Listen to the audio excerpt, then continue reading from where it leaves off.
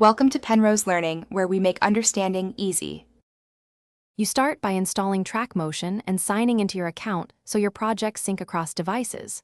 Once done, grant camera, microphone, and location access. These permissions let the app capture motion and audio cues accurately. Next, calibrate on a flat surface and choose frame rate and resolution. This affects motion smoothness and file size. Make sure to use a neutral background. It lowers tracking errors and speeds initial capture. Now you're ready to create your first tracking session. Begin capturing or import footage and select single-point or multi-point tracking depending on your subject complexity.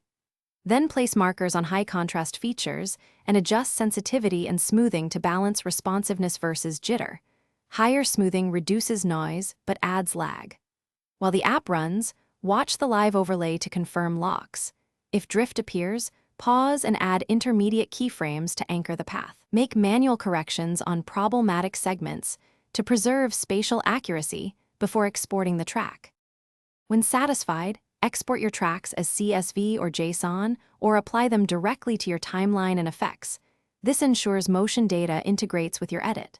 Once exported, adjust bitrate and resolution if file size or playback is an issue, and archive the session for later edits. If tracking fails, recalibrate the device and retag markers on clear features. Alternatively, insert manual keyframes over the bad segment. If problems persist, reduce smoothing and increase sensitivity, then rerun the tracker to recover accurate motion. Thanks for watching. If this was helpful, leave a like and consider subscribing. See you next time.